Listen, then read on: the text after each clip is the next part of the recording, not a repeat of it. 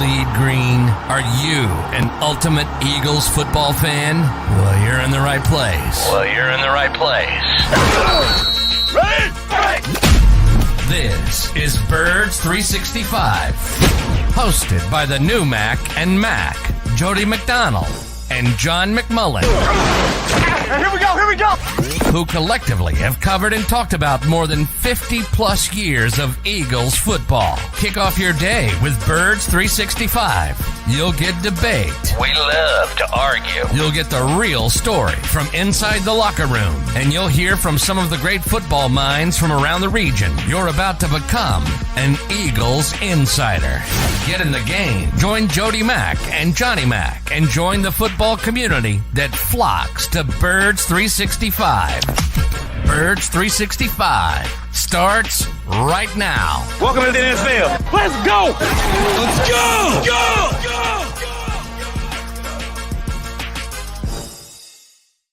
EAGLES, Eagles. It is a Monday, first Monday of year 4 of Birds 365 affair here on the JAKIB Media YouTube channel. You got Mac and Mac here, John McMullen and Jody McDonald. And John, I know you spent your weekend at Lincoln Financial Field. And that's not the first time it's happened in your life, but it's the first time you did to cover something other than the Philadelphia Eagles. That would be WrestleMania 40 this week. And it has a legitimate Eagles slant to it from Saturday night with Jason Kelsey and Lane Johnson being involved. How was your weekend, J-Mac? Yeah, it's an event. I'll say that, man. Philadelphia showed up. I think 145,000 plus over 2 nights. That doesn't even count the Wells Fargo Center, which was sold out on Friday night for SmackDown. It'll be sold out tonight for Raw. NXT, they had in the afternoon on Saturday before WrestleMania, and that drew a record crowd for that sort of developmental brand. So, Philadelphia really showed up and did a nice job, because that is an event. I mean, I've been to Super Bowls and NBA championships and NBA finals, too many to count. This is huge from a production standpoint. It's pretty amazing. Production standpoint, fan participation standpoint, a lot of different standpoints. The WWE just knows how to do a major event. Like you said, maybe as good as the NFL and the Super Bowl. That's how big it was here in Philadelphia this week.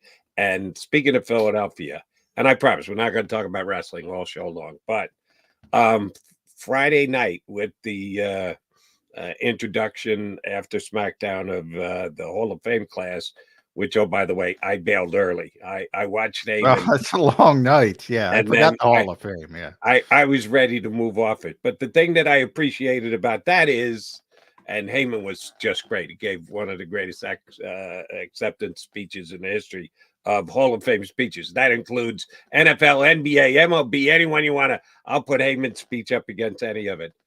The ECW effect on Friday night was off the charts. Now, that was Philadelphia and its pride, Extreme Championship Wrestling, which was right here in Philadelphia, where Heyman really became a star and has since moved on to other bigger, better venues and federations. Man, I had no idea that was coming. I knew he was going to be part of it. I knew he would play to it, but the crowd reacting to it, and we're now a decade plus removed from ECW. Oh, yeah, long time. It never dies here in town. It is amazing that it is as a part of wrestling in Philadelphia as it was. And to the WWE's credit, they played to it.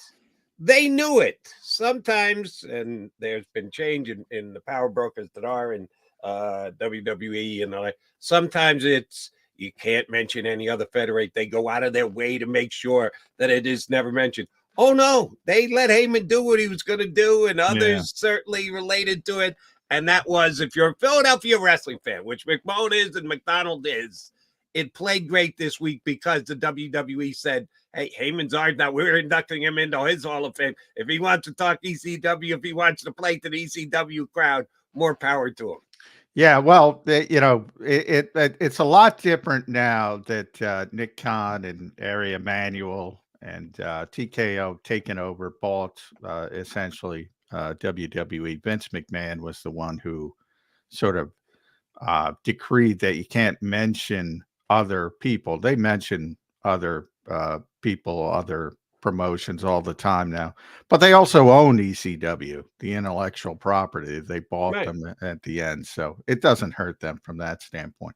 But yeah, Swanson and Rittner in South Philadelphia, people know that was it became this little rundown building called Viking Hall became ECW Arena, which is known, forget about locally, internationally. It's famous because of wrestling fans. Still exists today. It's called the 2300 Arena. And since we are Burst 365, there's an Eagles connection to that building. That's where they had their party to give out their Super Bowl rings to their players and employees and everybody. So they did that at the old ECW arena, fixed it up nicely, by the way, for that party. So there's even a little bit of an Eagles connection. But yeah, Paul's great. When I won the Eagles beat writer championship for the roster pool, Paul was good enough at the time. He was with Brock Lesnar. And for anybody who's seen him introduce Brock Lesnar, he does a tremendous job. The reigning, defending, he does it. I'm not going to even try, but he did it for me on social media. Great guy and true for those who know wrestling. Just slam dunk. We talk about Jason Kelsey, and are they first ballot Hall of Famers? Slam dunk Hall of Famers. Slam dunk Paul Heyman Hall of Fame. Right. And I think quite fittingly, you could have put Heyman in the last however many years. They waited for Philadelphia to do it right here in Philly, which I thought added to Friday night's proceedings. And yes, there's an Eagle connection above and beyond the fact that they used the former ECW home to give out their Super Bowl rings the other year. Oh no, Lane Johnson and Jason Kelsey participated on Saturday night. You knew it was coming. You and I talked about it here on the show prior to how involved they weren't going to be, and they came out together in the Rey Mysterio match. I'll be honest, it took me a second or two to realize it was them, and I should have picked up on the fact. Well, I was angry at myself because, the WWE is very good at plugging into, cultural phenomenon, so to speak. And Jason put on that Lucha Libre mask when Travis won the Super Bowl and he was celebrating. It became a big thing. I knew he was going to be there. He'd been working out at the Monster Factory in South Jersey for whatever he was going to do. That's a wrestling school in Paulsboro in South Jersey, very famous. And he had been working to do whatever he was going to do. But I didn't think of the Lucha mask, and I should have. And I said, damn, I should have known they were going to do that because he wore it so famously, and it became viral.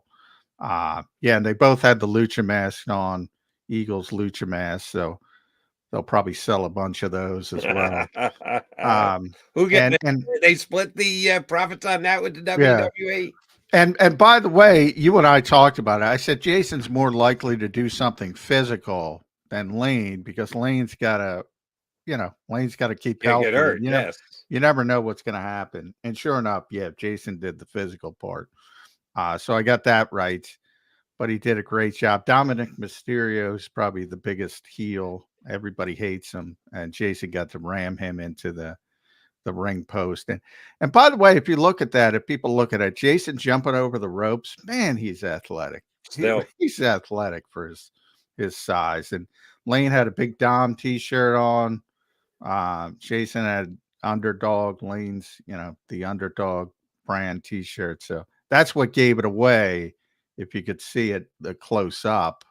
But yeah, I knew Jason was going to be there, and knocked it out of the park as he usually does. And the Eagle fans went berserk in the stadium, which is exactly what they should have done. It was just tremendously well done by the WWE. They put on the biggest of big shows, and they did this entire weekend with WrestleMania 40 being here in Philadelphia. All right, that's our wrestling. We'll see if Carr wants to bring up wrestling or if Hunter Brody wants to bring up wrestling. Those two guys will be joining us today. Johnny Mac, as far as the Eagles go, no moves this weekend, and not because of WrestleMania or anything else. It's just that time of season when moves are becoming few and far between. Last week, they extended Jordan Mailata, which was a smart move. I think you and I both agreed, probably a team-friendly deal if he had played it out. And we're still several years away from it, but if he had played it out and gone free agent, there's a good chance he would have signed for many more millions than he did here. But he himself came out and said it was one of his dreams. And I'm not going to call Jordan Mailata a liar here, but I think he's probably an overstater that his dream was to play for one team for his entire career. Who doesn't say that? Everybody says that. Well, and you know why I say it's not a dream? Because his dream wasn't pro football, or obviously he was a novice, and they kind of said, "Hey, you're really athletic. You're really big. You can play NFL left tackle." Somebody came up with that, and yeah, so it's probably his dream since he got here and became. And look, he's a big part of the community now. He was there last night, by the way. He's a big wrestling fan. Was talking to him after he signed his extension because he talked to us Friday. Big Cesaro fan, if you know who that is. Big Seth Rollins fan. That's one we'll disagree on. And they have no use for Cesaro or whatever his name is in the AEW. They haven't done a good job with him, but he's a great wrestler. Seth Rollins, yeah. So Jordan's a big fan. He was there with Moro Ajomo last night in one of the luxury boxes. But I mean, he knows the opportunity this organization gave him, and that's why, he could have, waited a little bit and became, you know how this works, Jody. He could have became the highest paid left tackle now until the next guy goes, and, right. Incrementally.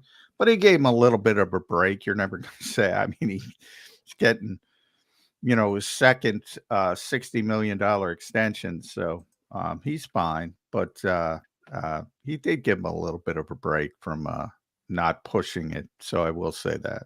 He did, but I think it had more to do with loyalty to those who've been good to him and following in the footsteps of his buddy, Jason Kelsey, who played his entire career. I don't think it was a driving force that I must play for one team for my entire career. I think that was a little overstated. There are reasons why he signed the extension, and there's 66 million reasons of them. Not that he's going to see every dollar of that, but damn close to it. And shoot, if he's still on the top of his game by the time we get close to the end of this deal, he may even extend again on top of it. But it's a very good thing for the Philadelphia Eagles because he's as talented a football player as he is. And they also re-signed Avonte Maddox, a much lesser deal, just double checking. None of the exact numbers for the contract have leaked out yet. I did. I over the cap got it. You did see it. Okay, I didn't see it. I think it's 875 guaranteed. So it's a very good deal. 1.6 total.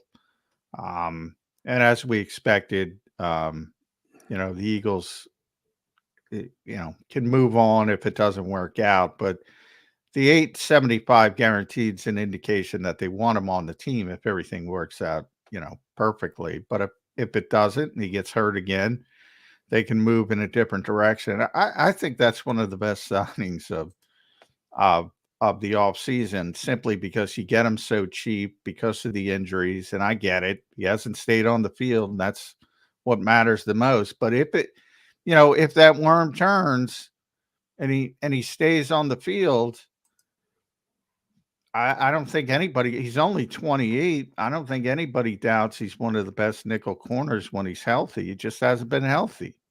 So if it works out, I think that's going to end up being a really, really good signing for the Eagles, and very low risk. And like you said, here's the risk. not the guaranteed dollars, certainly not the length because it's only the 1 year.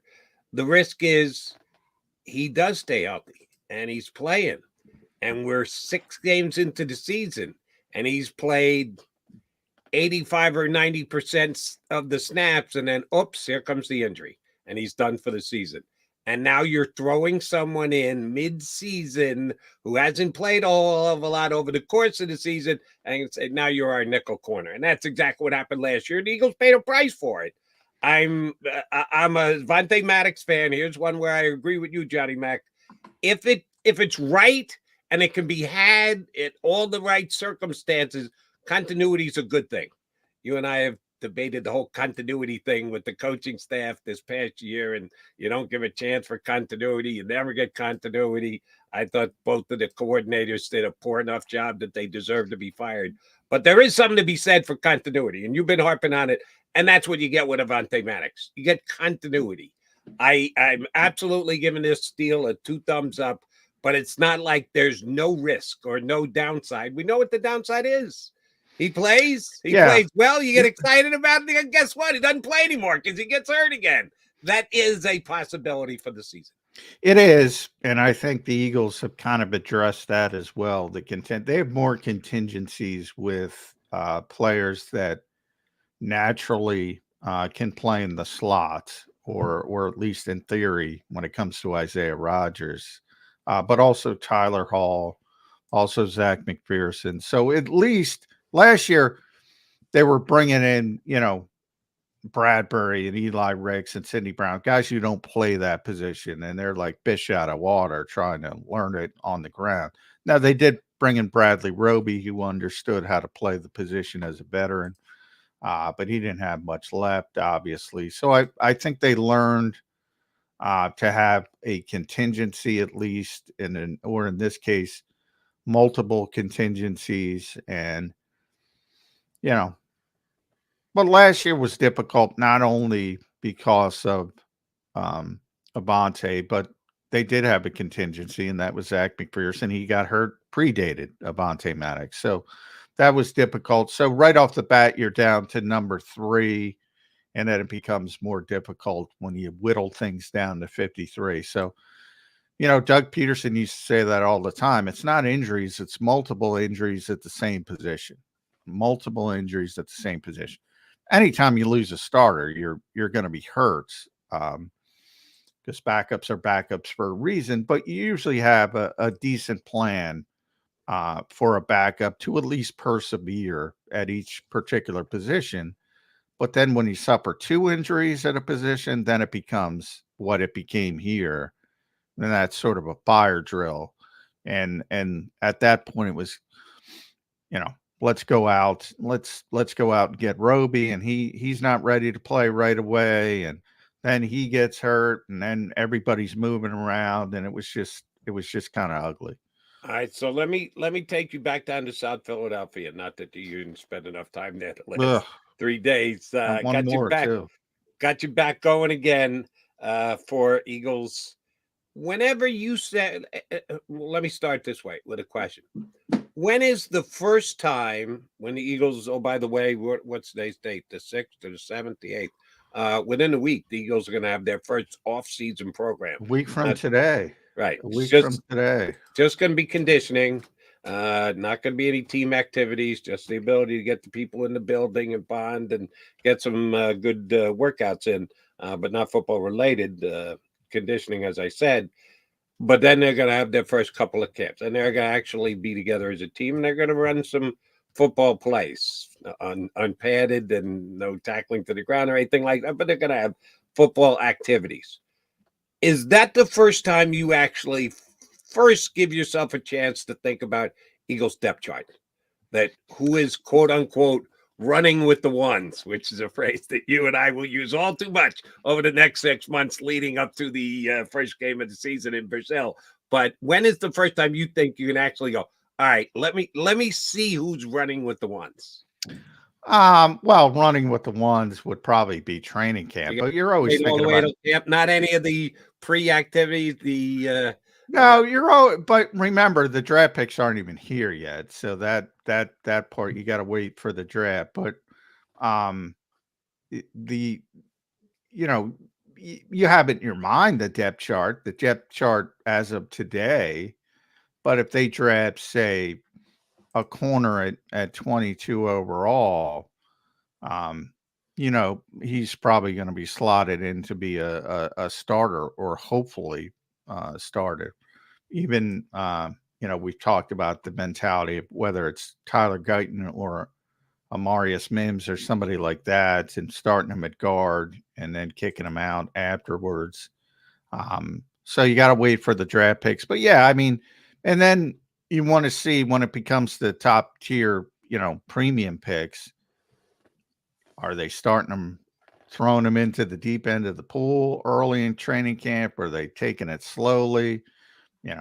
Nick has always been a guy who wants people to earn things. Like, he won't. Remember last year, he wouldn't admit that Cam Jurgens was the starting right guard until he got that question to the point he was frustrated. And he said, he's taking every rep. And What do you think? I would counter to Nick, well, why didn't you just say he's the starter, right? Then you wouldn't be getting these questions.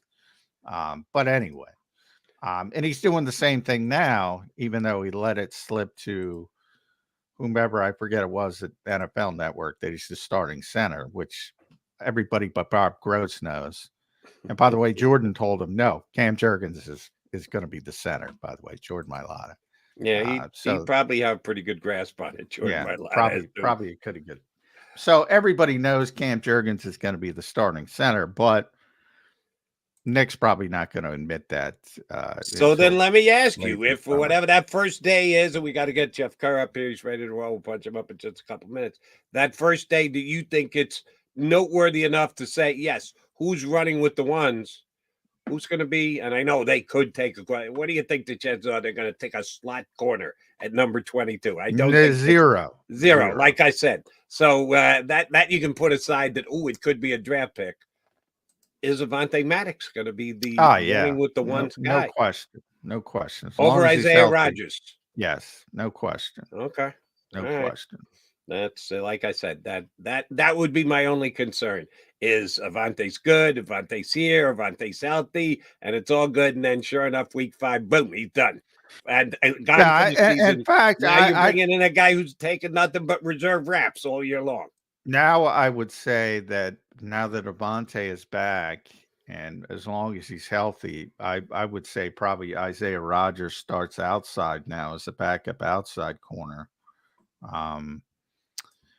Then more likely than the slot. I think the slot's going to be, and again, this is training camp before cross training starts. I think it's going to be Avonte, Zach McPherson, and Tyler Hall, the kid they signed from Las Vegas. Might be Tyler ahead of Zach, but either or. I think those will be the slot corners to start out training camp. He is John McMullen. A little tired today, but he's a gamer. He's ready for us, even though he spent way too many hours in South Philadelphia this past weekend. He's ready to go to talk birds with our next guest, our first Monday guest of year 4 of Birds 365. That would be our guy, Jeff Kerr, who jumps on with us each and every single Monday. He's going to do so again from CBSSports.com. Jeff Kerr's next. Stay right here.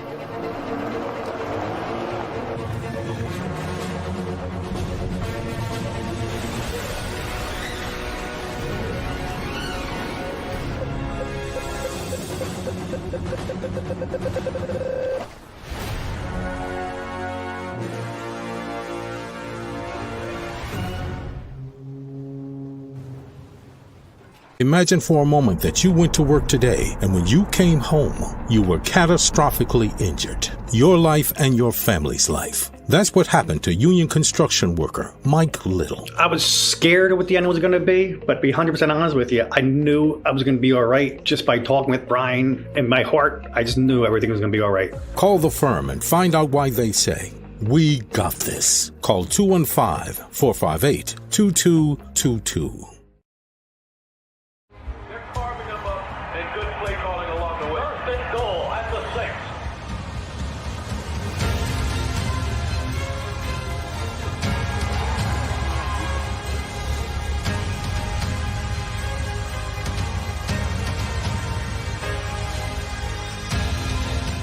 field of life, First Trust Bank is there for you.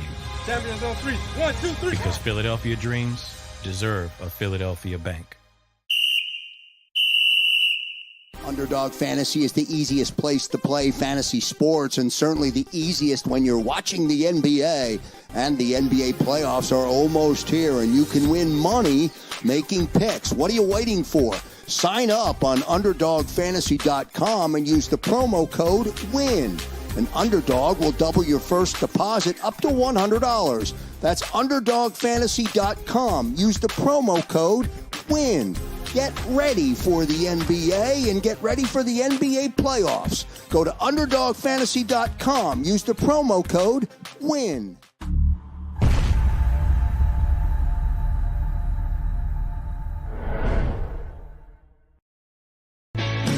Hi everybody, my name's Jason Lombardi. I'm an inspector at DryTech. At DryTech we offer 3 major services. The first one being basement waterproofing. The second service we offer is foundation and structural repairs. And then the third service that we offer is mold remediation. If you feel you are having a waterproofing issue, give DryTech a call or check us out online.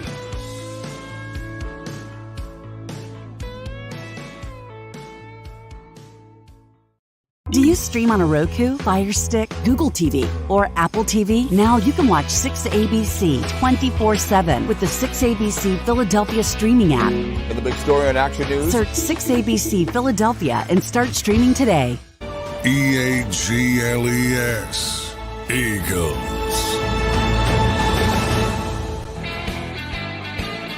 You got your Mac guys here on Birds 365, year number 4. First Monday of the 4th year of this show, and we're glad to have Jeff Kerr on with us. He joins us almost every single Monday, and he's done so again today. Thank you very much, Jeff Kerr. Here's why I want to start with you. The stream guys who are here every single day, we appreciate it. They keep Birds 365 on the air.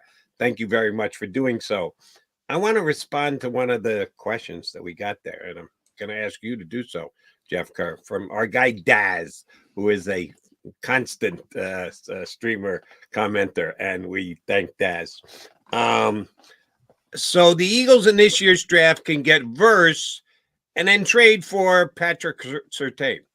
So they had a speed rusher and get a cornerback. Or they can trade up, get an Arnold or a Mitchell in the draft at cornerback, and then trade for Josh Allen. Which one would you guys rather have? What exactly are they trading? If they're using their first-round draft pick to fill one of those 2 voids, what the hell are they giving up to get either Patrick Surtain or a Josh Allen? Are we doing NBA trades and trading 2026, 2027 first-round picks to do this? I guess you can. I think the NBA has officially reached the 30s. They're now trading 2030 first-round draft picks. I think the Sixers actually did it last year. It was either 2030 or 2029. It's up there. Yeah, I don't know, but I don't know what. I'll freely admit I don't know what's going on in Denver. They seem like a mess. Obviously, they pigeonholed themselves into needing a quarterback, but and they have to go up in the draft and get one, presumably. I think maybe if you could trade them a quarterback, they might give you Patrick Surtain. But why would they trade Patrick Surtain? Wait. The Eagles got Kenny Pickett. Well, Can't that's they true. reroute him to Denver to be their star? I guess in fantasy world, I'd rather have Jarrett Stidham as my starter, and apparently Sean Payton would too, because that's all he said at the owners' meetings. Wow, come on. Asked him. Yeah, and Kwesi Odofa-Mensah wants Sam Darnold to be his starting quarterback. I mean, when Sam Darnold and Jarrett Stidham are all you have, guess what? They're great. They're great. But we all know that's not the case, and both of those teams have kind of pigeonholed themselves to the point that they need to go up in the draft. But unless you're getting a quarterback and you're Denver, Jeff Kerr, why would you trade Patrick? I constantly trades are not one-way streets because the Eagles. I guess they are Madden land. They're one-way streets. The Eagles were interested in Patrick Surtain when he was drafted, which they were. Dramatic. That doesn't mean Denver's going to roll over and say, "Pet my belly, take Patrick Surtain." I don't take our one good player that we have. By the way, yeah, well, yeah, they have more than that, but Yeah. He's their best player. He's their most valuable player, which I don't think they're It giving is an up NFL team, but yeah, he's a very good player. Yeah, they're not giving him away. Let's put twos it and that way. threes. I don't quite think that's getting the job done. All right, Jeff Kerr, how much WrestleMania did you watch this weekend? Are you a wrestling guy? I don't even know. No, I'm not a wrestling guy, but I watched it.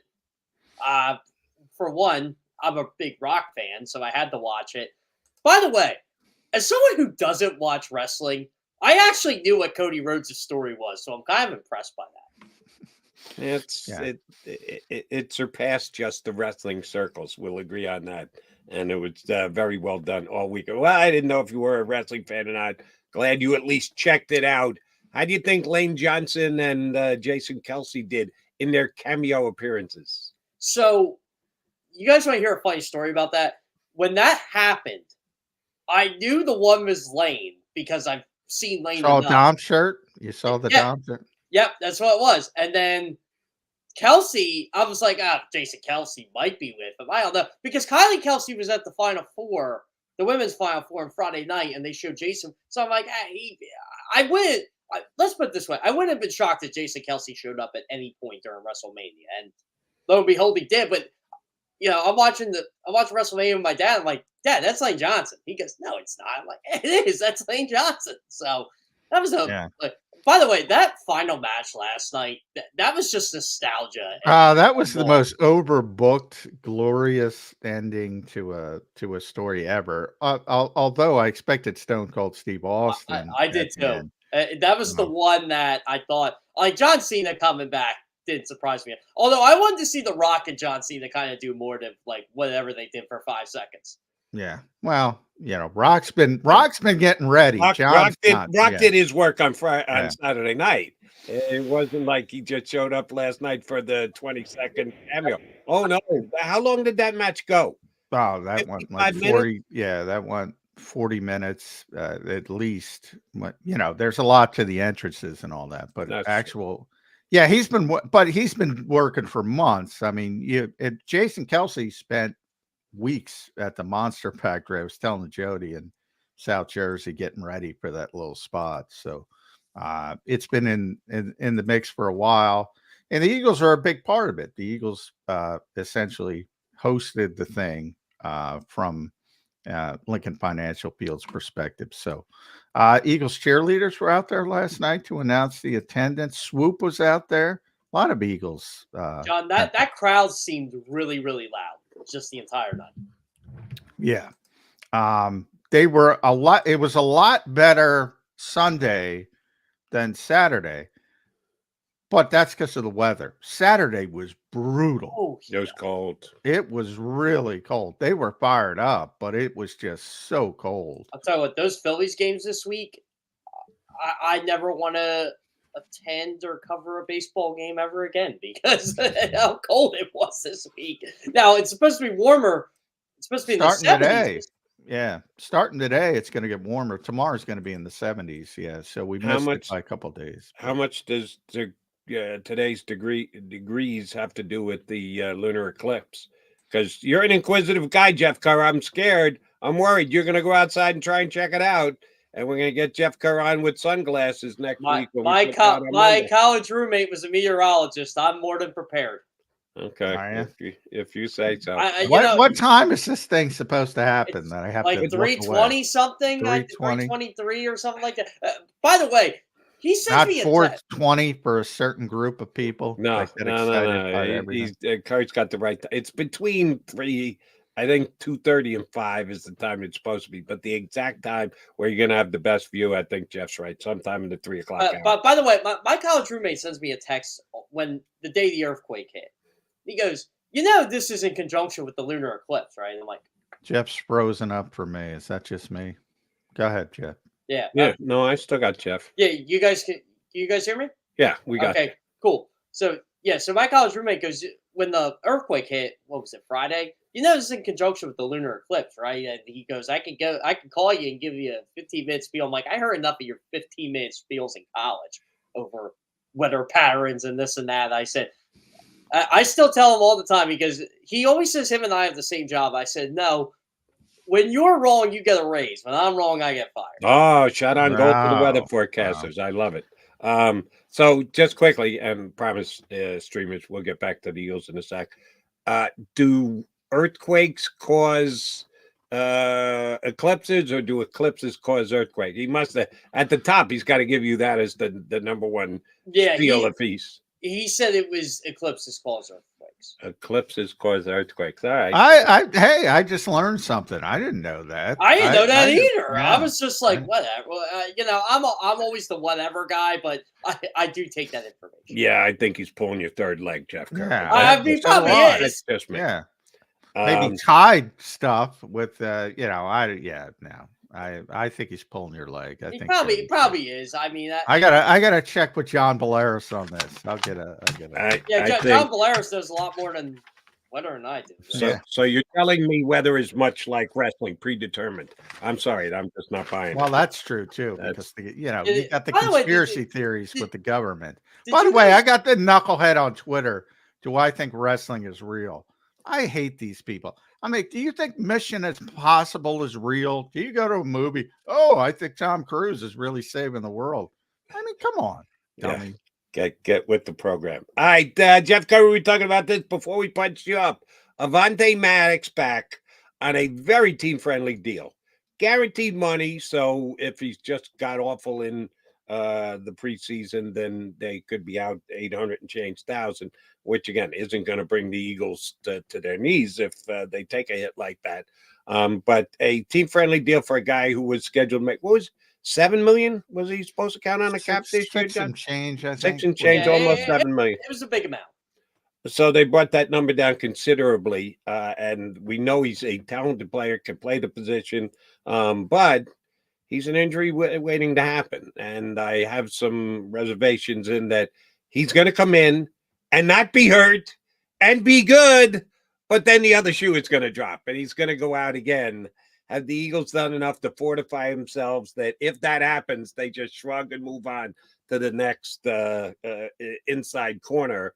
They tried that last year. It failed miserably, but are they in a better position this year to withstand the eventual Avante Maddox injury? I think they're deeper at that position. And again, it depends what they want to do with Isaiah Rodgers. Like, John, are they cross-training him inside, or are they just going to keep him outside? My guess, we were talking about that. My guess is now that Avante is back, they'll start with him outside and eventually cross-train. Because remember, when training camp starts, they don't really cross-train because they have so many bodies. And they'll have not only Avante, Zach will be back, Zach McPherson, Tyler Hall, who they signed, who's a natural slot corner. So my guess is those three will start in the slot, and they'll start Isaiah outside because that's what he's used to playing from Indianapolis. But eventually, I think he'll cross-train as they start to whittle down, because I don't think both Zach McPherson and Tyler Hall make this team. I think one or the other probably makes the team, and then you start needing those contingencies. And I think Isaiah will ultimately start cross-training, but probably not to start. Overall, though, I just keep looking at the cornerback position, and I said this on the 975 The Fanatic this weekend. I think they should go cornerback early in the draft, but I just keep hearing it's going to be the trenches again. And I'm okay with that because they have so many needs, but if you really want to get younger at that position and find I guess your best chance at a difference maker, cornerback would be round 1 or round 2, right? Well, yeah, but if they're drafting a cornerback in round 1, it's going to be an outside corner, and they're not drafting a slot corner. Yeah, exactly. They're not. You don't draft slot corners. But I have heard from our draft guys, it's a very deep slot corner, so they could also bring a slot corner in, later day 3. If there's a lot of guys who could factor in, so they still might add another body to that mix who's a natural slot corner. But yeah, if they're going first round, it's got to be outside, and it's got to be. And hey, I'm the only person in Philadelphia who thinks James Bradbury would be a good fit for Vic Fangio. But I think I'll second you on that, because apparently I keep getting told, "Oh, they should cut him. They should cut him." I'm like, "Oh, okay, well, they don't need to cut him right yeah, exactly. now. Yeah. If they draft a corner though in the first round, they will cut him. So it's an interesting dichotomy. I think it's I think he'd be a great fit. I think they'll be fine if they're forced to keep him, but they might not even have him. Would you rather see him draft an edge rusher or a cornerback round one? Corner. Yeah, even after the Maddox signing, because I was very much in the corner of the corner, so to speak, that I thought that was there.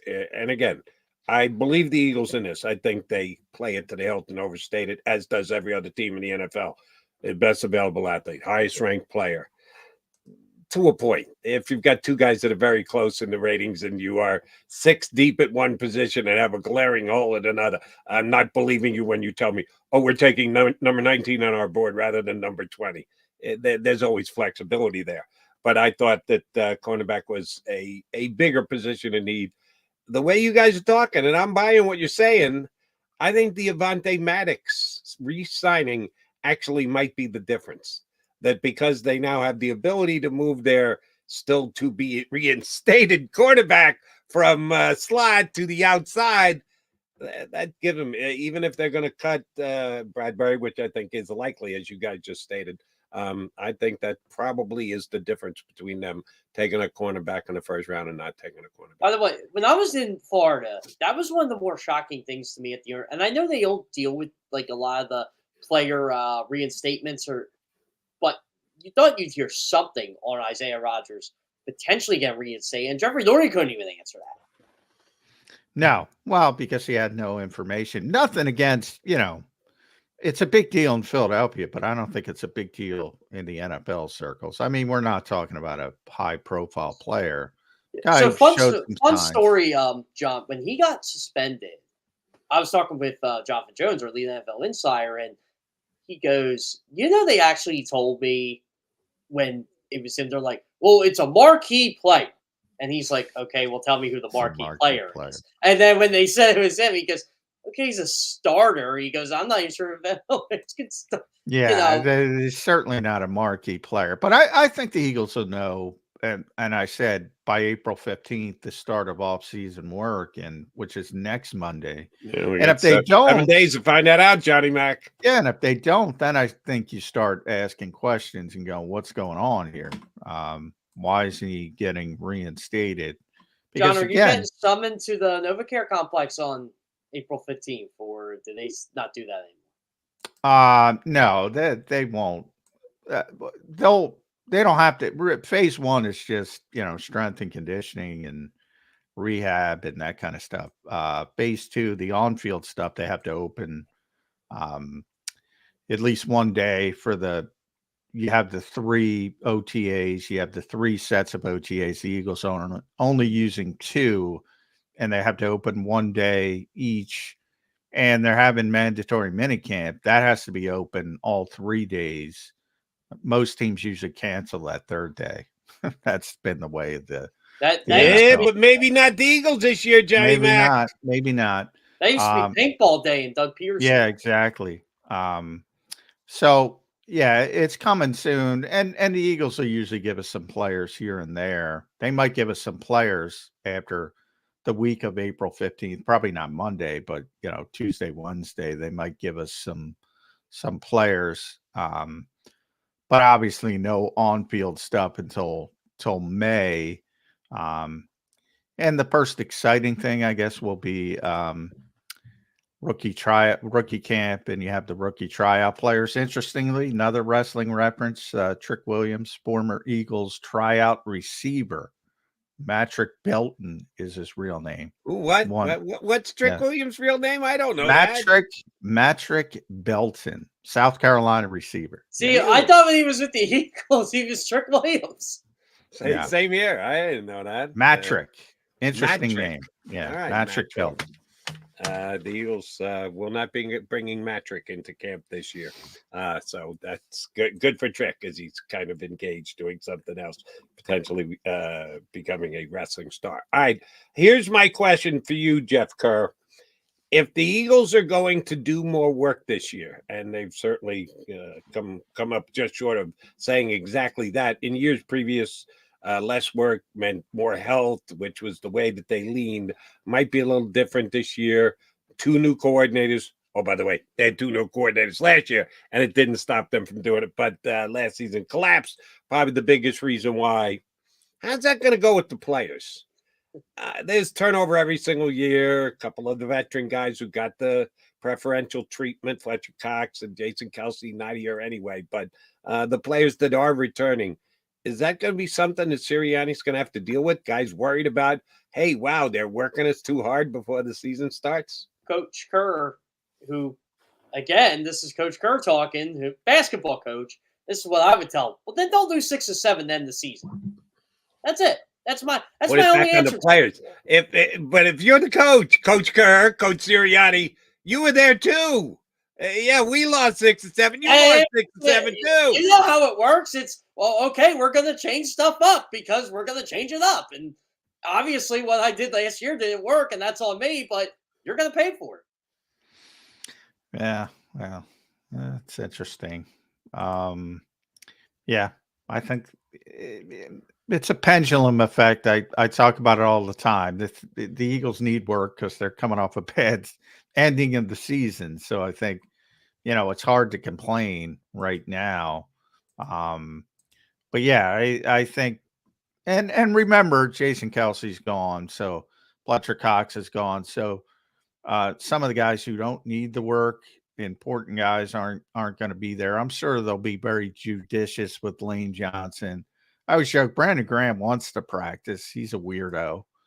So it doesn't affect him. He's a weirdo in general, but yes. Yeah. He loves it. So it doesn't affect him at all. But top 30 visits, Jeff Kerr. Let's talk about those. 18, I think, is the number. Is it 18 now that they got? Yeah, well, that I know of, 18. A lot of offensive linemen.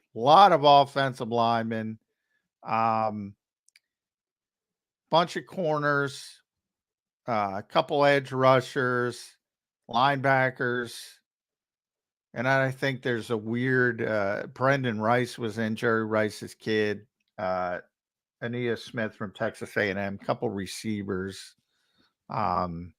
Pretty evident they won an offensive lineman, they won an edge rusher at some point, they won a linebacker, they won a cornerback. Should be no surprise, right? That's where they're focused on. Yeah. That third receiver spot, though, how important is that for you? I have no confidence in Paris Campbell or Devontae Parker. I got to tell you. I have a lot more confidence in Campbell than I do in Parker, and that's not a lot. So, John, I hate doing them, but I have to do them. Mock drafts. So do I. Yeah. I hate them. Absolutely hate them. Just so the streamers know. So I had to do an Eagles team-centric one. You know, I drafted Ricky Pearsall in the 2nd round last week. That's just how important I think that number 3 receiver is, mostly the slot. And my reasoning was, well, okay, they got no depth behind A.J. Brown and Devonta Smith, and it'd be nice to have a playmaker there. Oh, let's just get a guy who's really good in the slot that can catch inside passes, that's a great route runner, and go from there. And you just made a really good offense that much better. So I wouldn't be shocked they went receiver early. No, either would I. I wouldn't be surprised. And I'm glad you didn't go Saquon Barkley in the slot. I applaud you for that. No. Yeah. I don't want that. Yeah. All right. I would be a little bit surprised if they went receiver in the 2nd round, even though I, for 2 years running, have said Quez Watkins isn't good enough. When the hell are they going to get better than Quez Watkins? Paris Campbell, you saw it over the weekend, right? He and Nick Sirianni are like this. They're tied at the hip. They understand each other. So was Nick and Quez Watkins. Yeah, I was going to say Nick and Quez were like that too, Jody. What are you insinuating here? So you're not buying what Paris is selling, huh? Yeah. I don't understand how a guy who once ran what did he run? 4.31, I think. It was absurd. Something absurd. He was a really good receiver in college. Yeah. Coming out of Ohio State. And I averaged 5.3 yards a catch. How is that even possible? Even with bad quarterbacks and everything else, I'd have to watch every Giants game. We I guess it is considering the quarterbacks. But we were having this debate at CBS this week with wide receiver. Who's the better wide receiver factory right now? Is it Ohio State or is it LSU? LSU. LSU, yeah. Yeah, close. I mean, it does seem like Ohio State churns them out, but it is.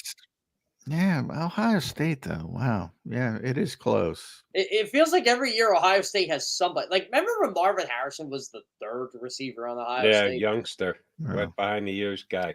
Well, everybody thought Jefferson couldn't play outside because he was stuck inside at LSU. So it's the same thing. Yeah, because heaven forbid Jamar Chase was out there. Yeah. Right. Yeah. Now you got Malik Nate. Oh, man.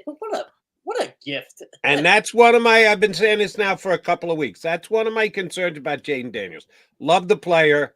I got on the Jaden Daniels for Heisman bandwagon a lot earlier than a lot of other people did last year. So I like the kid, and I think he's a dynamite player. But he's got two wide receivers going to be taken in the top 20 in the draft? Thomas is going to be first round. So did he make them or did they make him? I'm not sure about that. It could be both. It could be. And well, that's why that's the hard part because you're always throwing a wide open receivers. It's kind of tough to judge because that's not going to happen at the NFL level. You know where this is where I get frustrated about the draft. When all of a sudden did Marvin Harrison not be the consensus number one wide receiver? Well, he won't work out. He didn't work out. Okay, well, I'll tell you what. Go look up Marvin Harrison against Penn State the last 2 years, and I'll tell you who the number one wide receiver. Well, you know how it works. I mean, some old school people are like, "Why? What are you afraid of? That you won't work out? What and now you got all that nonsense about the kid from LSU that's coming out late in the draft process about he's a high maintenance or whatever. What does that mean? That's one team saying this to hopefully put it out to somebody. Will say it and somebody will be cautious and they're hoping he falls a little. You know what I gotta look up? AJ Brown's draft. I like reading current players' draft, and it's funny because I've talked to some players in the locker room about this and like what their pre-draft thing was, and some of them never seen it before. They're like, "Oh, I was too fat," something like that. And AJ was a slot guy. Yeah, he was. Slot, he couldn't play outside either. Yeah, he couldn't play outside. It's a hard job. I'm not going to criticize scouts, but the stuff, and there's a lot of things like DK Metcalf. The Eagles got a lot of problems over, they passed on DK Metcalf. Well, no, the medical people passed. They had a red flag on him. A lot Cardinals of teams passed on him too, and they took a lot of Andy teams Isabella. did. Yeah, because he had a neck issue. I believe it was a neck issue. And he stayed healthy and nobody doubted he was a good player. They were just concerned about the health part of it. And they would have considered him on day 3. They never removed it. That's another thing. They never remove people. It's just, they're not going to use premium picks on injury concerns. You know what, John? I always say it's not who they passed on. It's the guy they took. I think that bothers people. It should. It's a combination of the two, and what you just stated, John, is one of the things that really annoys me. We didn't take him off our board. We dropped him down to the 6th or 7th. He's not going to be in there at 6th or 7th round. He's that good that he's being talked about as a first round pick. Somebody's going to take a shot in round 2 or 3 or 4 or 5. Well, we had him on our board. Well, where'd you have him? Oh, the 6th round. You took him off your board. Don't give me the but I'm just there's a lot of people, and we had Matt Manicherian on, and he had a great explanation, so people can go to the Birds 365 YouTube page, and he explained it he's a former scout, from a scouting perspective. You got the pristine board, you're done essentially after the college all-star games. Maybe somebody crap in the bed on a pro day might change something, but it's pretty much done. But then here comes the medical people, here comes the coaches, and everything is, if the medical people come in and say, can't take this kid, what are you going to do?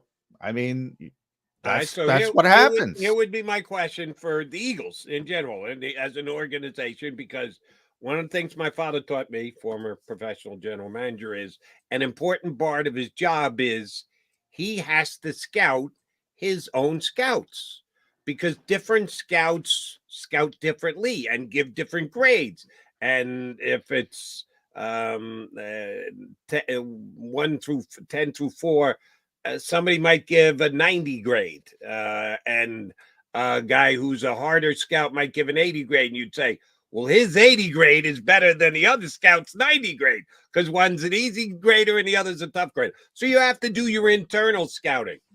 Did the Eagles come down on the medical staff for saying, yeah, we would need to draft the Seattle wide receiver 3 or 4 rounds later because of the medical? And then he stays healthy and then he plays. And yeah, guys like McDonald bring up, they could have had DK Metcalf, and I got to listen to it for years thereafter. Do they hold the medical person accountable who says, I would not take a chance on this guy. I would drop him down at least 2 or 3 rounds? I would hold that whole medical staff accountable at the time, because wasn't that the era where it seemed like every time a player got on the field, they had a soft tissue injury? Well, yeah, they're no longer here. That medical team is, but irrelevant. But I don't think it's about DK Metcalf. No, I think it's more about what Jeff said. Some bad rehab and things of that nature, more than individual. A bunch of teams, and I mean a bunch of teams, as in more than half, had red flags on DK Metcalf. So it wasn't just the Eagles. It's not, and they're paying for it too. I mean, Indianapolis and Arizona. By the way, those guys, they're not with their teams anymore either. Paris Campbell and Andy Isabella. So yeah. And our buddy Miles Jack, who was here. I always remember Miles, who was here for a very short time. Great. He was here longer than Frank Gore, though. Yeah. He was a great player in college. At one point when he was coming out early in the process, he was expected to be a top 5 pick, and he had a degenerative knee condition, and a lot of teams were concerned about it and wouldn't hold up for very long. Ended up playing longer than anybody else was worried about.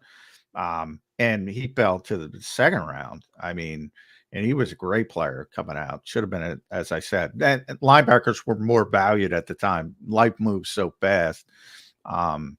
So, I mean, yeah, it's no guarantee, but it's really hard to say as a general manager, I'm not going to listen to the medical people. If the medical people say so-and-so is not going to hold up or this and that, you don't have expertise. So Nick talks about it all the time.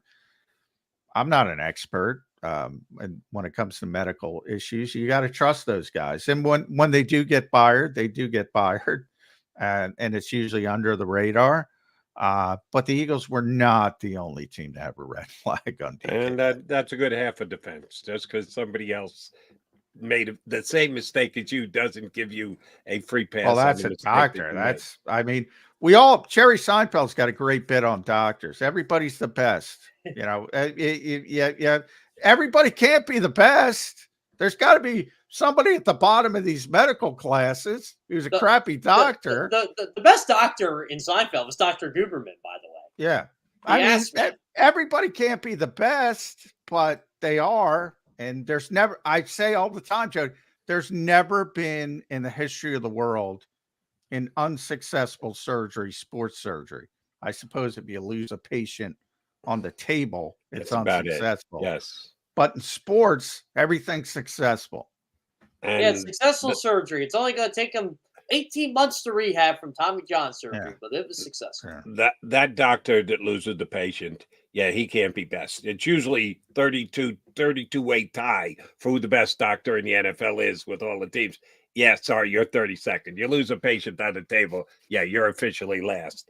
All right, last point for me, Jeff Kerr. Who's a better wide receiver starting in 2024 and going forward, Devontae Smith or Michael Pittman? Ooh.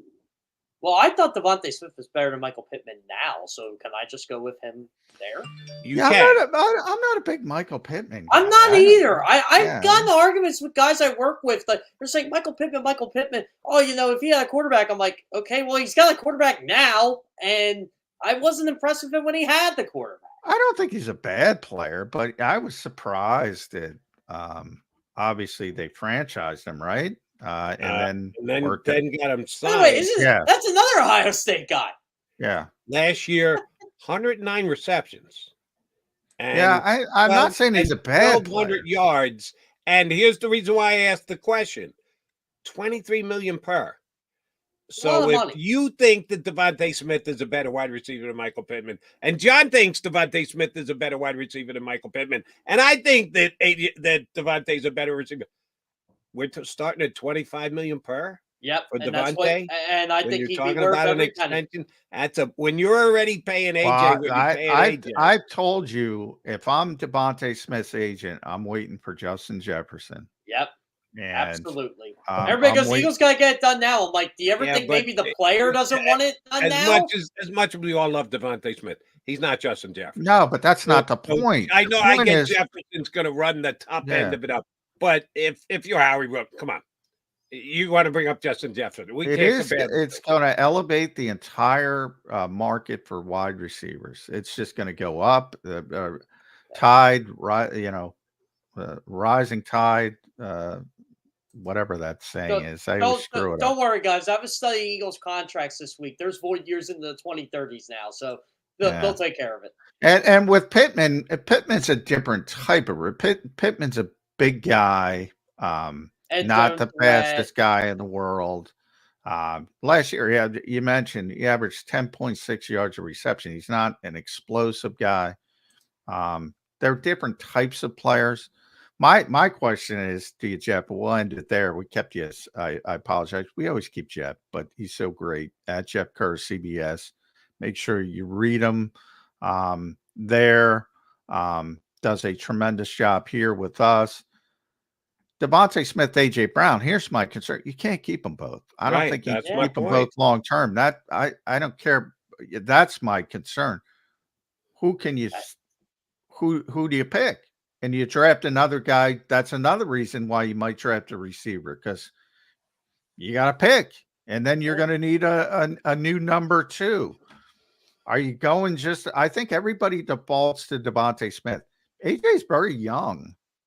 And AJ's better. AJ Brown's really, really good at football. So it's, I mean, if I'm picking between the two, it's AJ Brown. You told me you got to pick one. I'm picking AJ Brown, but I'd love to keep them both. It's just not possible. So if that's the case and they're going to stick with A.J. Brown, can they get a future third-round pick that can elevate to a second-round pick if they trade Devonta Smith? In 2028? How about a first-round pick? 2031 would be the thing that I look for Howard. Sorry. I'm going to carry this Hassan Reddick grudge forever until the Eagles you're going to love Hassan. Hassan's your guy. I'm talking about here on Birds 365. I'm not talking about outside the show when Hassan's getting 20 sacks for the Jets next year. Ooh, 20. I will love Hassan I'm taking the under there, Joe. But here on Birds 365, I am convinced. I'll be reminding people that the Eagles are not making a Jet selection this year. They're not making it next year. I love Hassan, but I'm taking the under on 20. I am convinced Hassan Reddick might be the first player defensive player since Brian Dawkins that Eagles fans are generally going to root for with their new team just because of that trade. Much like he did the previous year, Hassan will get his 20th sack in that second Sunday in February when the Jets is he going to play 67% of the snaps? Since we gave him 19 plus the year before when he got extras in the playoffs. Oh, the Zon extra credit sacks are going to take place this year. If the Jets let him play 60, whatever it is, 67.5, whatever it is. Oh, it'll be 67.4. Exactly. He won't even play the last game. They can manipulate that. They better manipulate that. First off, if you look at how the Jets run their defense, I don't think Hassan Reddick's going to play 67. No, and they have depth too. They don't need to play him as much as the Eagles did. Yeah, they should be able to handle. It's a shame Carl Lawson had all the injuries he had because I love that signing when they made it. That did not work out. You are correct. As a Jet fan, I can say that. Jeff Kerr, I'm a Jeff Kerr fan too. Thank you very much for jumping in today. Go watch WrestleMania highlights. Catch up, big guy. Oh no, I'm gonna watch probably going to rewatch the women's basketball tournament. By the way, that awesome.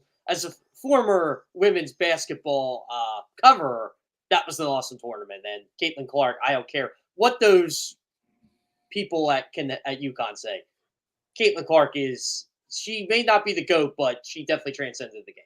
Dawn Staley's the GOAT. Dawn Staley is the GOAT. I love Dawn Staley. Dawn Staley said correctly last night, one of the GOATs. Perfect way to phrase it. Dawn Staley's great, by the way. She has a perfect answer for everything. She's a North Philly through and through. I almost teared up because she was crying yesterday because she don't cry. Yeah, she's a tough girl. And she future Sixers coach. I've said that for many years. By the way, are the Sixers ever going to lose again?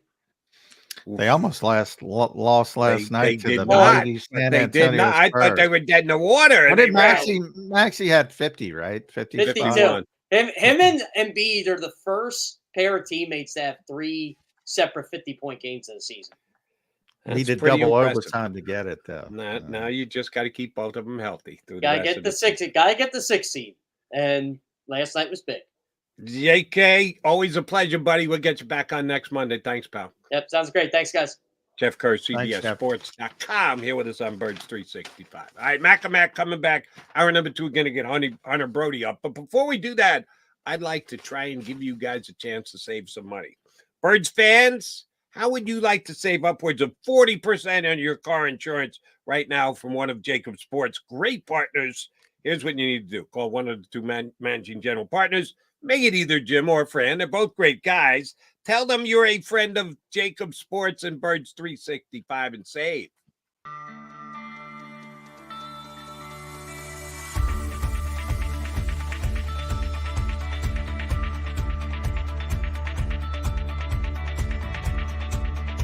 Hi, I'm Jim Muehlbronner, Managing Partner at Del Val Insurance Group.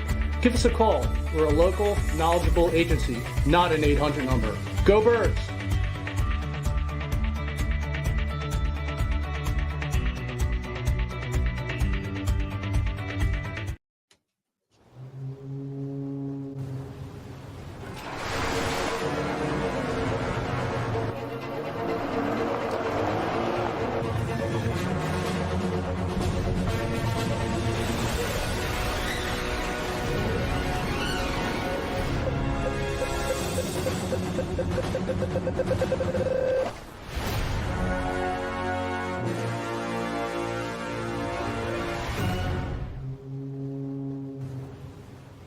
Imagine for a moment that you went to work today and when you came home, you were catastrophically injured. Your life and your family's life. That's what happened to union construction worker Mike Little. I was scared of what the end was going to be, but to be 100% honest with you, I knew I was going to be all right just by talking with Brian. In my heart, I just knew everything was going to be all right. Call the firm and find out why they say, "We got this." Call 215-458-2222.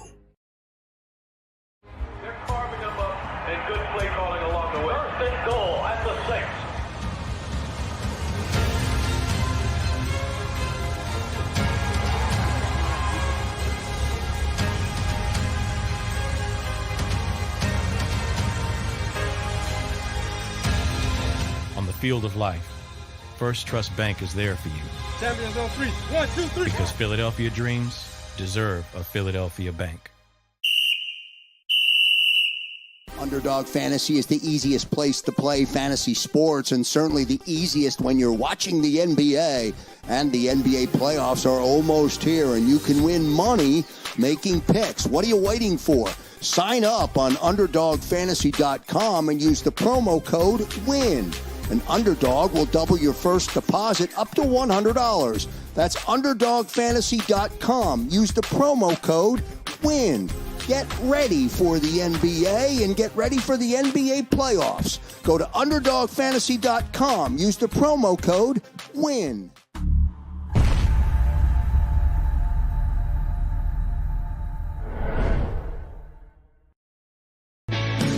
Hi everybody, my name's Jason Lombardi. I'm an inspector at DryTech. At DryTech we offer 3 major services. The first one being basement waterproofing, The second service we offer is foundation and structural repairs. And then the third service that we offer is mold remediation. If you feel you are having a waterproofing issue, give DryTech a call or check us out online.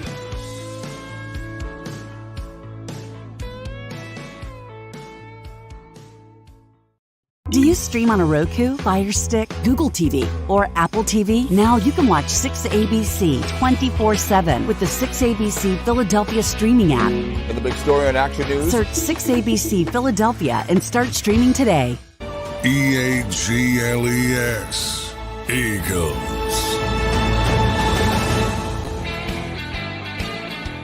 You got your Mac and Mac guys here on Birds 365. Johnny Mac, Joey Mac. Thank Jeff Kerr for jumping in with us, and we finished up talking a little. It's on Reddick. Kind of tied to that, Johnny Mac. Refresh my memory here a little bit. Heading into the 2022 season, Javon Hargrave was on his last year here in his contract in Philadelphia. And the Eagles knew that it was going to be expensive, and were they going to re-sign him? And it never did happen. And he reached the end of the year, and he walked away and signed a contract with the San Francisco 49ers. But the Eagles got a compensatory draft pick in return, which they haven't cashed in yet. They will do so this year. They've got an extra third. That's a compensatory pick for Javon Hargrave. How did it go that year in the locker room with Javon Hargrave, that he was on the last year of his deal and he had to go out and sing for his supper and make the kind of money that he wanted to via free agency? Oh, no issues. Javon's really understated kind of guy. Very laid back. Yeah, he's not, was never the type to create waves. He certainly didn't. Certainly did sing for his supper, so to speak. Got a massive contract. That was one, I think, early on that season, how he developed a plan that he was going to lose a bunch of players, and compensatory picks became a big part of the free agency plan, future compensatory picks. And as the Eagles, had such a great season, they understood they weren't going to be able to keep everybody they wanted to keep. And he was, number one on that list because they knew the kind of market he would have. And it becomes one of those things where I think you talk yourself into some stuff occasionally. And in the case of Javon, he's a great pass rusher, but he's not that great against the run and that type of thing. But from his standpoint, never heard a ripple of any discontent, if that's what you mean. No, here's the reason why I asked the question. Is, to this point, has, during his 2 years here, Hassan Reddick been that type of player to make waves? That he's outspoken and that he could cause a rift in the Eagle locker room. Has he been that kind of guy to this point?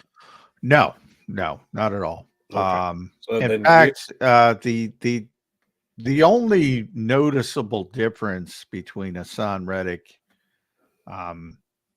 in his first season, coming off the big season, and the second season, was he didn't talk to us reporters as much as he did during his first season. And probably because he wanted to, limit himself from saying something probably didn't want to say. But he did say early in the process that we all know, and, he's talking, we all know I'm underpaid, essentially. And he is. And there was no question. And I said it numerous times here. If I were advising him, I would have said, hold in coming off the Super Bowl season. Because, it was hard. It was always going to be hard to reach that level again. And that, to me, was the precipice of his value. 19 and a half sacks, Super Bowl, just wrecked the NFC Championship game, wrecked it. Yep. Knocked two quarterbacks out of the game legally. Just fourth in defensive player of the year. just a phenomenal season. One of the great defensive seasons in the Eagles' history for an individual player. His value was never going to be higher. I would have pressed the issue at that point. I think he was a professional enough not to do that. Right. So here's the point I'm trying to get at. I'm driving at. Why isn't he still an Eagle? Why didn't they just let him play the last year of his contract? Why is he not here? And the Eagles have to wait 2+ years to get a potential second-round draft pick, not a third. And it seems like both you and I agree. If I were a betting man, do I think the Jets will keep him under 67.5% of the snaps? The answer is yes. So it'll more likely be a third than a second. Why not just let him walk away? Guess what? You're going to get that third round pick a year earlier as a compensatory pick. And then, oh, by the way, you get Hassan Reddick for another year. Why didn't they go down that road? I do not think he was, and we'll see if he gets something, if the Jets get something done with him or not. But to me, even if they don't and he plays out the final year of his contract, I don't think he would have done that here. I don't think he would have accepted that here.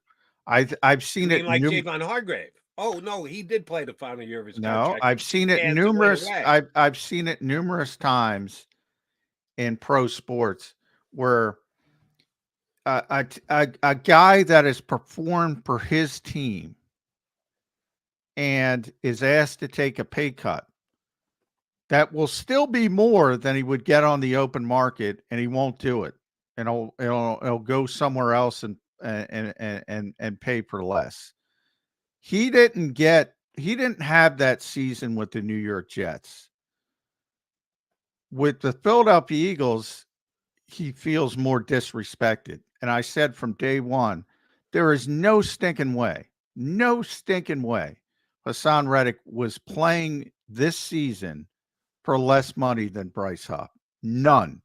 0%.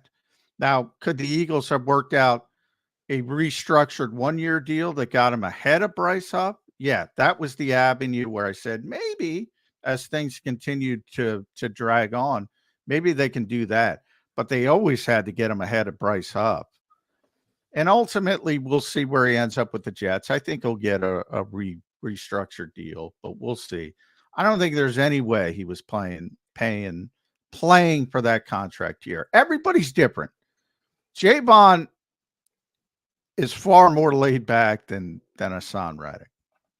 Hassan Reddick with guys like John McMullen whispering in his ear going, hold in. He decided to play.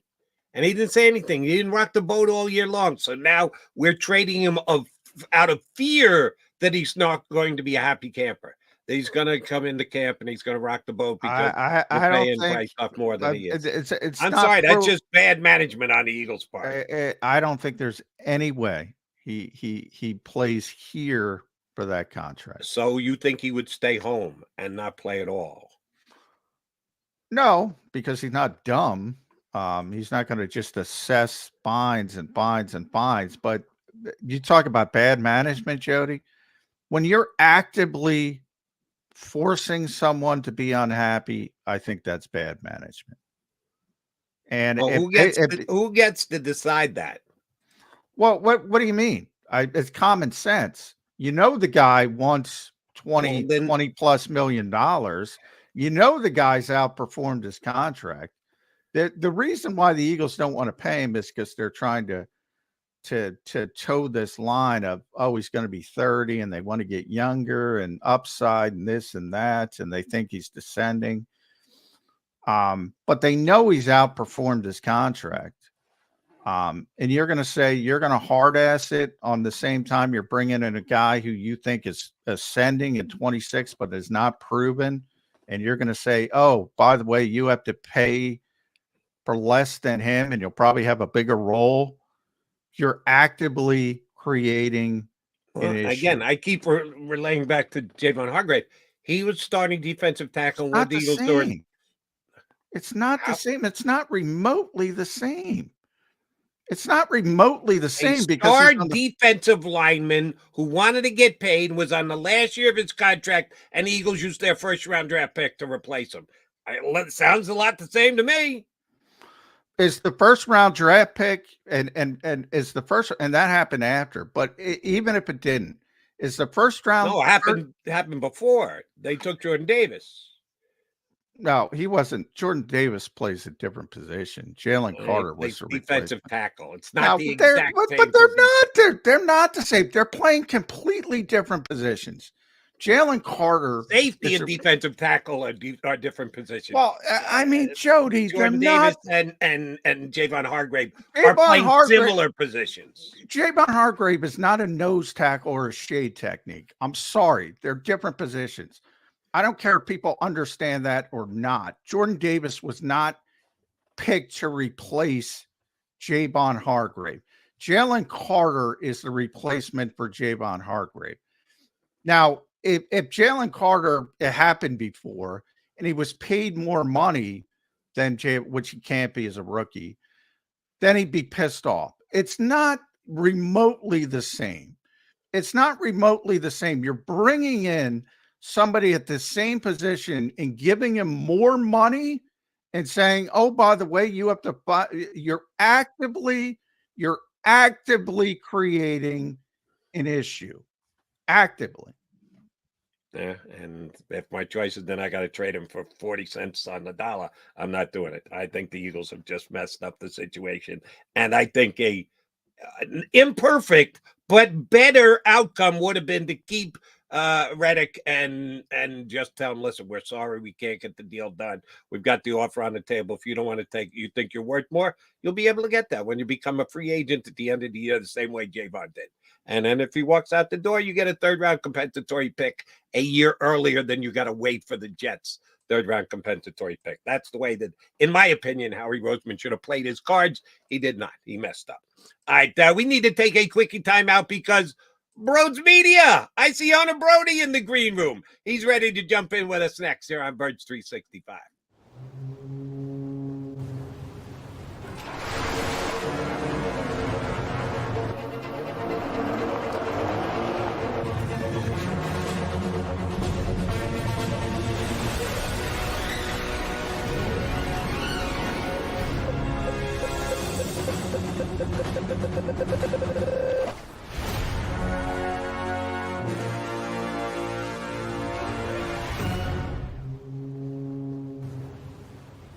Imagine for a moment that you went to work today and when you came home, you were catastrophically injured. Your life and your family's life. That's what happened to union construction worker Mike Little. I was scared of what the end was going to be, but to be 100% honest with you, I knew I was going to be all right just by talking with Brian. In my heart, I just knew everything was going to be all right. Call the firm and find out why they say, we got this. Call 215-458-2222.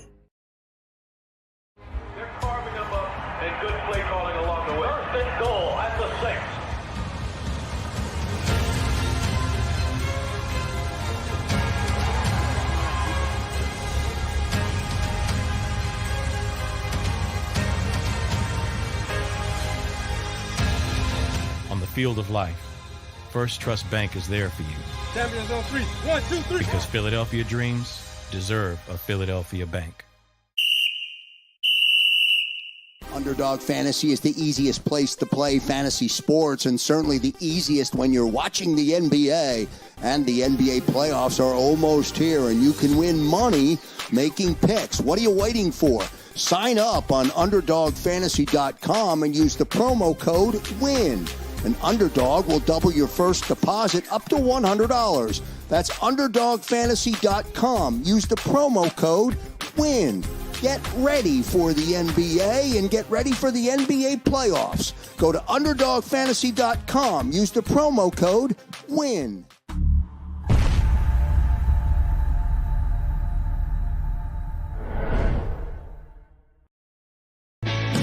Hi everybody, my name's Jason Lombardi. I'm an inspector at DryTech. At DryTech we offer three major services, the first one being basement waterproofing. The second service we offer is foundation and structural repairs. And then the third service that we offer is mold remediation.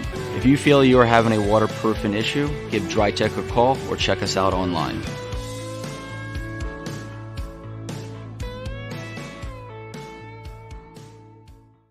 Do you stream on a Roku, Fire Stick, Google TV, or Apple TV? Now you can watch 6ABC 24/7 with the 6ABC Philadelphia streaming app. For the big story on Action News, Search 6ABC Philadelphia and start streaming today. EAGLES. Eagles.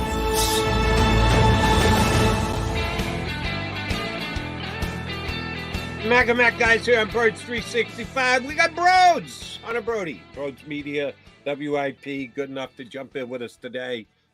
Thank you, Broads. Here's where I want to start with you today. John and I were just discussing before you came on. I know you heard at least part of it. On a scale of 0 to 10, 0 being the loss of Ben Simmons by the 76ers. Ooh, that is a 0. How will they ever get over that? 10 being drafting someone other than Jefferson. Yes, the Eagles took a wide receiver in the first round, not named Jefferson, a couple of years ago.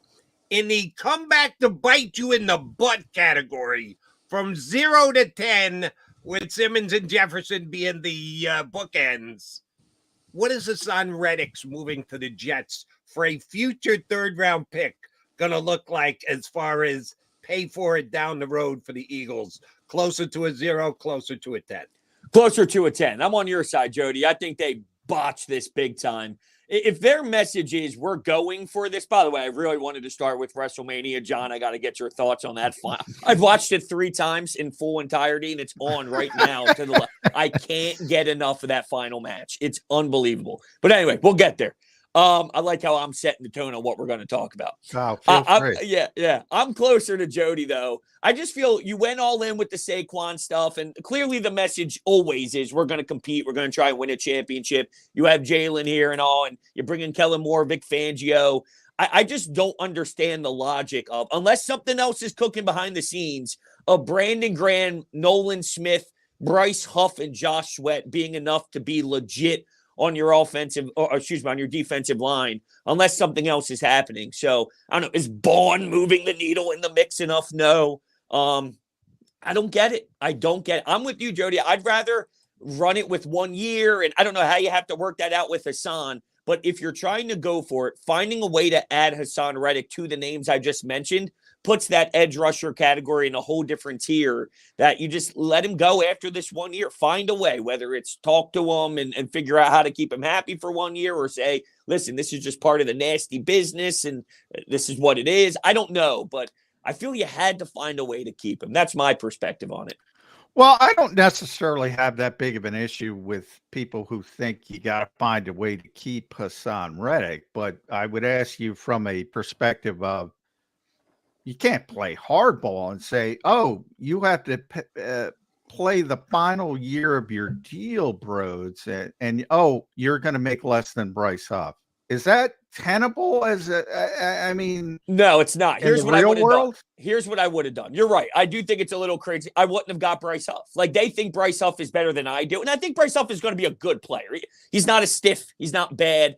But if you're trying to win a championship in this window, I think you pay Reddick and you keep him, because I don't anticipate him having 6 sacks, 7 sacks next year and hitting this huge wall. He accidentally walks into 11 sacks. We look at 11 sacks, 10 sacks as a bad year for him. If you're trying to win now, you keep Reddick and you don't go after Huff. If you had to do that, that's what I think I would have done.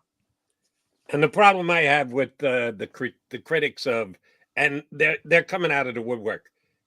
Hassan was chasing sacks last year. If Hassan was still on the Eagles, do you think there's any way that gets reported that Hassan was? I don't think so. That is purely a 2020 hindsight. Not he's out the door. We can float some crap out there about him chasing sacks. Yes. That didn't happen last year. Yeah. Well, you know, Vic Fangio is going to use him even more, dropping in coverage, which is going to devalue him. What kind of a drop in cover guy is Bryce Huff? We have no bloody idea. Well, Jody, it's a detriment for her son to be here because he couldn't do it. No one has any idea Zach Bryce Baum can do that at all. Yeah, the ball shot. Well, it's funny you bring that up, Jody, because Yeah. I remember once it all happened, and credit to Howie, which pisses me off. He drops the news when the Phillies have their opening day. No one's talking about the Eagles. WIP has the Phillies broadcast on, and then you have to wait till Monday to come around. So, I hate that he won that one. But I took a call over that weekend, and it was, well, Reddick's not really good at stopping the run, and he's getting – and I'm like, hold on a second.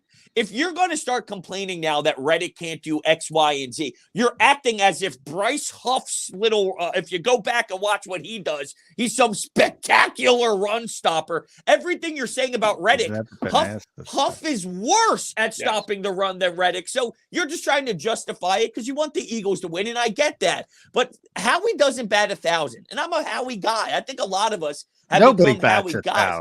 Exactly. Agreed. This is one that I think we might look back on with Howie and go, I don't get it unless there's more behind the scenes. But like you alluded to, Jody, I mean, now we're starting to hear this info. Of course, they're going to start leaking stuff out there. And that was Jeff McMullen on another radio station. And people took it out of context. Yeah. And McLean's normally the one to give us some juiciness too.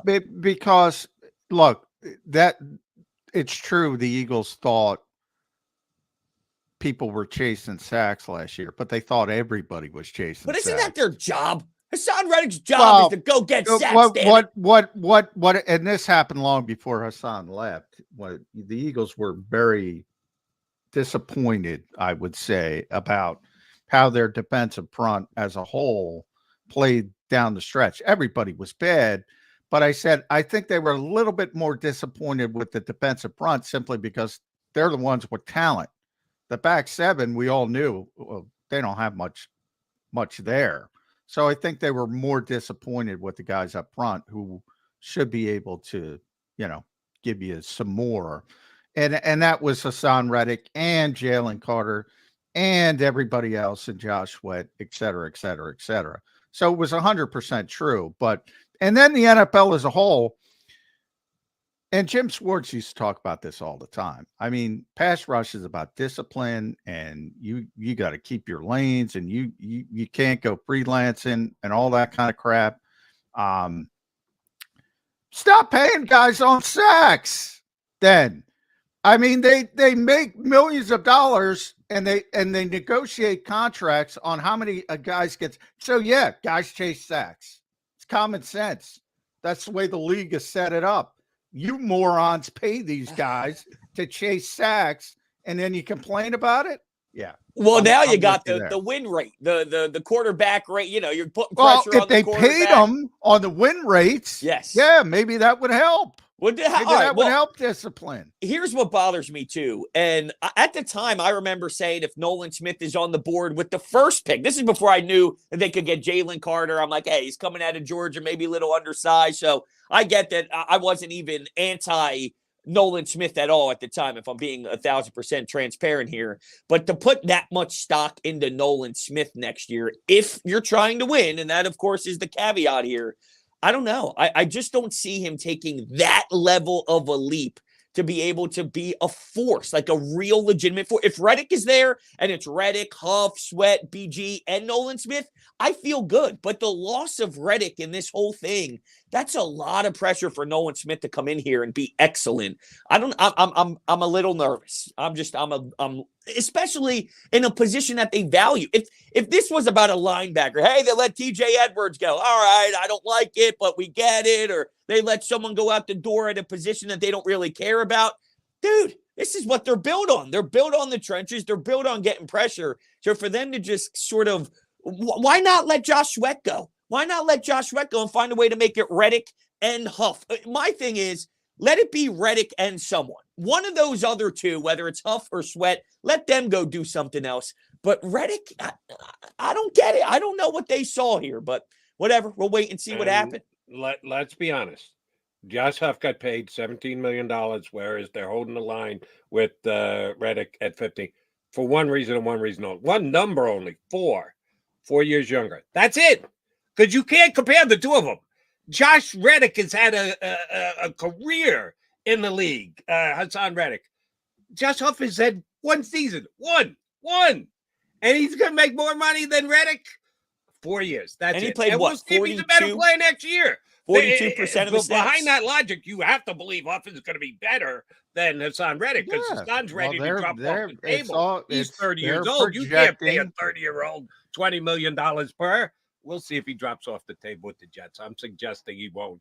And he'll put up better numbers. Whatever analytics statistic you want to use, Hassan Reddick will put up better numbers next year in the Jet defense than Huff will do in the Eagle defense. I agree. Real quick before we get to the next one, I guess this is my closing thoughts on the Reddick stuff is I just feel Hassan Reddick is the game wrecker, right? You always talk about having the game wreckers, and then Josh Sweat can maximize his skill set because of Reddick. Or, someone like Nolan Smith might be able to take advantage because everyone's focused on Reddick. Who on the line from a defensive end perspective is getting that much attention drawn? I don't think Sweat thrives because of Bryce Huff, or Nolan Smith will thrive because of Huff. I think Huff thrives because of what's around him, and he's good. He's a good player. I really don't want to make it seem like he's not going to make an impact because I think he will. But the attention that goes to Reddick, none of these guys right now as an edge gets that level of attention where the field can technically, in theory, open up for others. Is that fair to say? I think it's very fair to say, and that's why.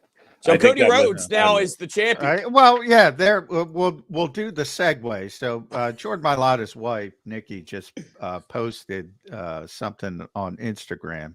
Jordan gave himself a headache cheering at WrestleMania Sunday yesterday. So there it is for you, Hunter. That's my segue. What did you think? Cody finished the story. Let's go. In the most overbooked, glorious nostalgia ending of all time. My takeaway is I'm so fucking pissed I went to Saturday. I am so mad I went. I can't even explain to you in words how mad I am that I went to Saturday. You know who the biggest star though Saturday? You know who the biggest star was Saturday? Sami Zayn. Who was it? Rhea Ripley. I love Rhea. Oh, Rhea Ripley. Come on, baby. No, I got two wrestling guys here because I got in an argument about this yesterday. The leadoff match supposedly has extra gravitas to it. I think that's crap. How do you start what is going to be how many matches they run over the entire weekend? About 14? 13. The 2 days to about 13, 14. How do you start with that one? That's got the possibility of being the best match you're going to have all weekend. I understand story building, build up everything else. Cody got to finish the story. The best match, and it was, I thought, prior to and after the fact, was Rhea Ripley. Let's put her up there first and get it over and done with. Got to set the tone, idiotic. Man. It's Idiotic. different. It's just stupid. Well, what it's if just stupid? Well, Judy, what did they WWE open is with? Great. They ran a great weekend. It was great that it was here in Philadelphia. The fact that Rhea Ripley went first was just dumb. I'm old school. I'm old school, but I get what they're trying to do. They're trying to set the tone with something big to get the people fired up. And they did with Rhea. And it had the live, her band, whatever it's called. They're from Scranton, by the way. I think it's Motionless in White. Did the live entrance. So it was phenomenal. The whole thing. She's unbelievable. For the first time, I might say, you know what?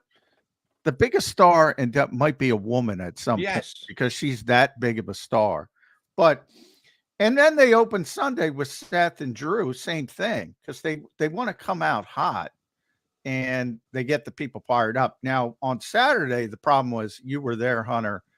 It was freezing. It was brutal. I know. And much nicer day on Sunday. So I think that helped out. But they also had, look, for everyone knocking the crowd in Philly on Saturday and all, they didn't give us anything. If they gave us The Undertaker choke slamming The Rock in the middle of the ring, I promise you it'll sound like it did on Sunday, regardless of the weather. I actually thought it was a little disappointing-ish until Sami Zayn won. Nothing changed the WWE universe until that, like the tag titles in the ladder match, fine moments, but the Judgment Day dropping it didn't really wow, you know? Other than Rhea, yeah, I'm with you. Yeah. Hey, I think it should be one day, but I agree. I said the same thing. If you could get rid of the Rey Mysterio, Santos Escobar, that's when you go to the bank. Get rid of Jason Kelsey. You can't eliminate that one, Hunter. Why? Why not? Get Lane Johnson. You don't get Jason Kelsey. Find another one to throw them in there. Yeah. Maybe they could win the tag team titles. And then by the way, on Saturday night, you're underselling. You got to see Dwayne Johnson for the first time in well over a decade. And that's the biggest star. Yeah, but you're right. He did, and he was wrestling, and he was fine for 50-something years old. But I will say, the moment of him and Cena, I think overstates everything that I saw. As great as the wrestling was Saturday night, just him and Cena staring down at each other was a bigger moment. That's a bigger moment. Oh, and, man. And by the way, I don't know. 90 seconds. Come on. Rock wrestled for 45 minutes on Saturday. Hey, 90 seconds is a long time, Jody. Not when you. And by the way, I think I was expecting Stone Cold Steve Austin to be the final, and I think, and I'm not reporting this, but I think Stone Cold is so old school. I think it was holding him up for a bigger payday at the end. I think that was his spot, the Undertaker spot. Yeah, I saw some of those. All right, that's it. I just had to get. I'm going to try this. I'm going to try this one more time. No, wait a second. You got 2 women's championship matches, Rhea and Bailey, and they're your 2 winners. Io Sky's awesome as well. I agree. She's good. No Mike stuff though. Wow, she's Japanese. Right. I mean, that's an ugly American approach, Hunter. Well, I'm just being. It's a big part of wrestling, though. No, it's your Mike skills. Absolutely is. I'm with you on that, Hunter. Sorry to say, if you can't speak the language as well as others. Well, when they're doing a PLE in Tokyo, she'll be fine. Well, that's good. It's an international. This one was in South Philadelphia. I don't even know if they have a Japanese restaurant down there. So that doesn't count. All they have is Xfinity Live. I'm pretty sure there's not a Japanese spot in there. I don't think anyone was speaking Japanese in Xfinity Live, even the biggest of Io Sky fans. I'm sorry. There's got to be a delineation between Saturday and Sunday has to be more important. If that's where you're going to have the biggest match in the history of WWE, and Hunter is going to lose his spit over the fact that Rock and Cena stared each other down for 45 seconds, Rhea's got to be on that card.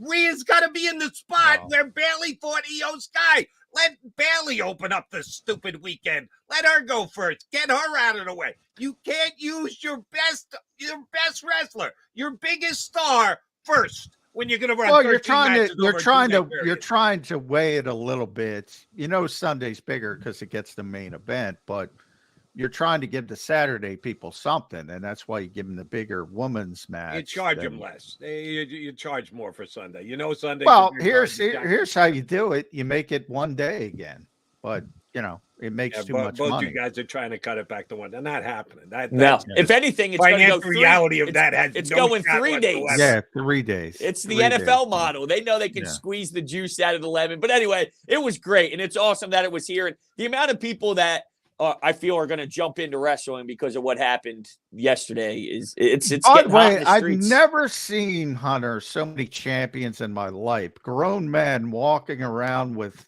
championship belts. I'm like, all right, guys, come on. John, how about the people who dress up in the tights and all? I can't do the dress in the tights and these championship belts are like $400 a pop. Six. I bought this hoodie. How about that? You know what I'm saying? But $600 for those belts. Really? $600. That's. I love wrestling.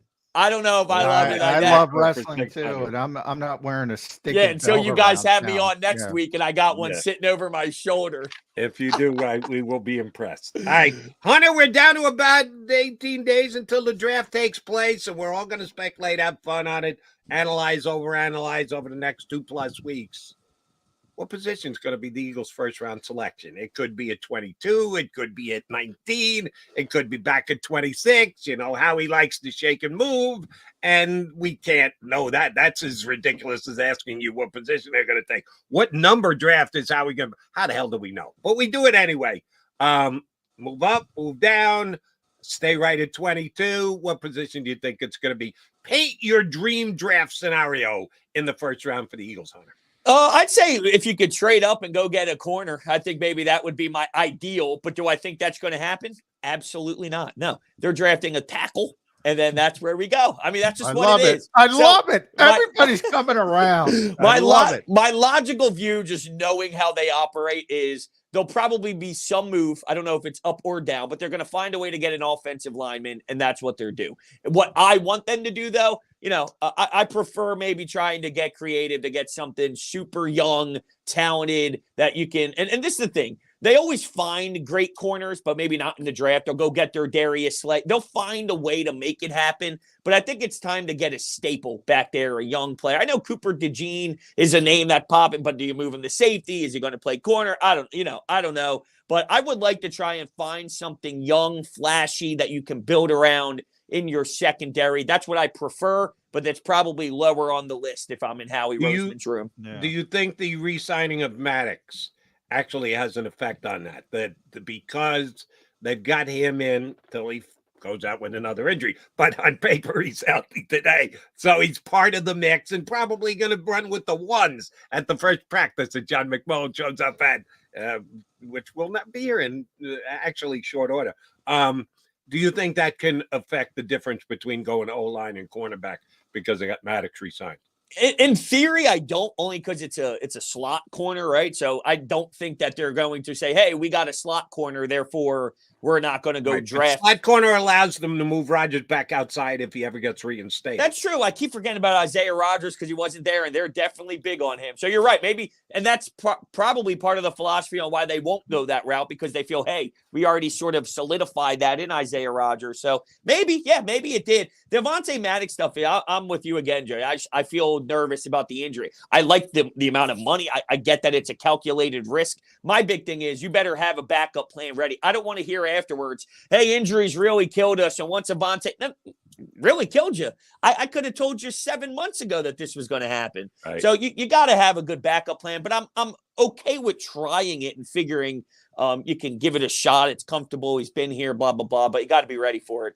But yeah, I guess you're right. With the Isaiah Rodgers thing, I don't know if they ever envisioned him playing in the slot with Avonte Maddox not here. I know, wasn't Howie asked if Bradbury might move into the slot, and then he kind of shut that down and said more outside. Yeah. Sean Desai's out on the other coast. You don't have to worry about that. Yeah, so I don't know. I don't know if it impacts it, but I guess if you lay out the Isaiah Rodgers factor, maybe it did. At Broads81, the great Hunter Brody. Listen to him, Sports Radio, WIP, Broads Media, all over the place. Does a tremendous job. I'll end it. Let's lean in. I'm a Roman Reigns guy, but I accepted going into Sunday night that Cody was going to finish his stupid story. Not happy about it, but that's where we are in life. The more people accept Howie Roseman taking our offensive lineman like you have, and so many people are coming around, that's what the Eagles do. Maybe he throws the curveball. Maybe it's helping. Maybe he does something weird. Maybe it's a corner. Maybe it's a third receiver. Maybe it's Brian Thomas. How about that? LSU. Not wishful thinking. Wishful thinking. Yeah. I'm saying like, hey, that intrigues, but I don't know if that's really going to happen. Come on. What is it? Mims? Is that where we're going? Amarius Mims. There we go. Mims. That's a very Eaglesy pick. Bro. The absolute best thing that can happen for John McMullen, Jody McDonald, Hunter Brody, and Sports Talk, wherever it may be, YouTube, radio, podcast, wherever else, that if somehow the best tight end who's come out in the draft in a decade falls to number 22. If Brock Bowers is there at 22, and what the commentary would be on TV, why is he falling? What do we not know? And someone will come up with something that isn't necessarily true, but they'll float it out there. I have him ranked as the third best player in the draft.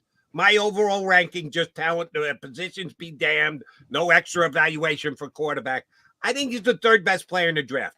If you can get him at 22, how do you not take him if you're the Philadelphia Eagles, Brody?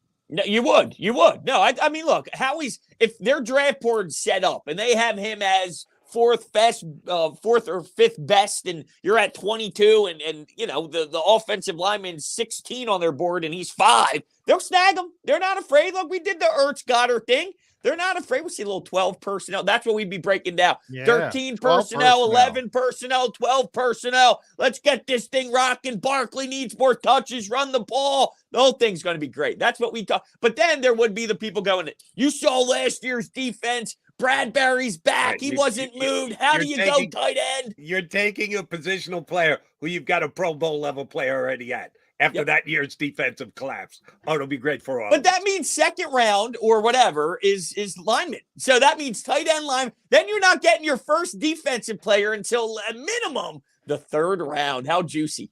That'll be fun. Hunter, always a pleasure, brother. Thank you very much for hopping in tonight. Glad you had such fun at WrestleMania this week. Remember, next time, 20 years from now, when it comes back again, hold out for Sunday. You got to put the money aside, a little bit more expensive. Hold out for Sunday. Don't go Saturday night. Actually devastated when I heard the Undertaker go. I said I screwed up. I screwed up. Very disappointed. This will be. I told my wife too. She doesn't get it. She's not in a restaurant. I'm like, listen. For the rest of my life, whenever this moment's talked about, the first thing I say is I screwed up that weekend. Like that is engraved into this moment. Is because I had the option. Hey, you want to go Saturday, Sunday? Saturday. I don't got to worry about work. I'm idiot. The only bigger idiot than you is the WWE for not having Rhea Ripley's on Sunday card. Well, you can take that up with Triple H. You saw Rhea Ripley and be thankful for it. That's right. I wish she was doing what she did to Jax, though. No, you know what I'm saying? Did you happen to see that video? Low stink base. I know what you're saying. Yeah. You know, it's a shame she didn't do that to Section 117. She went viral for a certain attribute that she Section 117, row 26, seat 3. You know what I'm saying? Like. Come on, Triple H. Brody, you're the best. Thanks, all right, brother. see you guys. Thanks, bud. See you. Hunter Brody, WIP, and Broads Media here with us on Birds 365. All right, quickie timeout. We come back. We will put a bow on this show.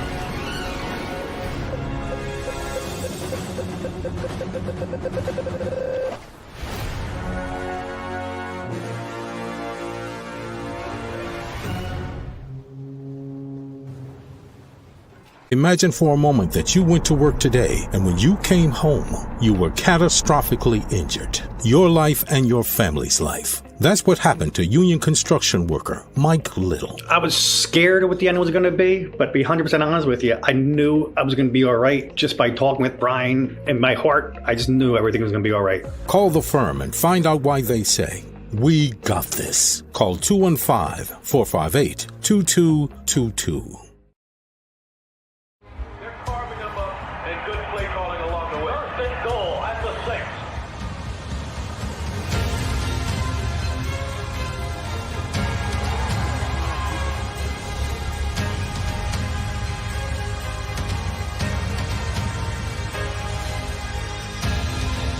Field of life, First Trust Bank is there for you. Champions on 3. 1, 2, 3. Because Philadelphia dreams deserve a Philadelphia bank. Underdog Fantasy is the easiest place to play fantasy sports, and certainly the easiest when you're watching the NBA. And the NBA playoffs are almost here, and you can win money making picks. What are you waiting for?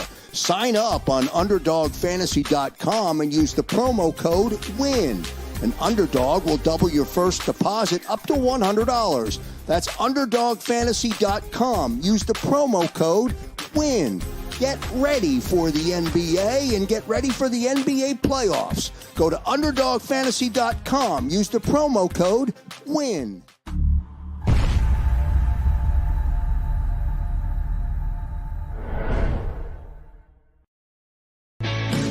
Hi everybody, my name's Jason Lombardi. I'm an inspector at DryTech.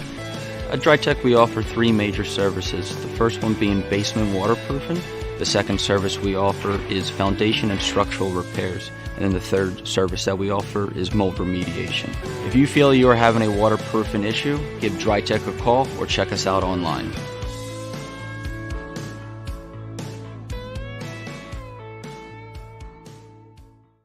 Do you stream on a Roku, Fire Stick, Google TV, or Apple TV? Now you can watch 6ABC 24/7 with the 6ABC Philadelphia streaming app. And the big story on Action News. Search 6ABC Philadelphia and start streaming today.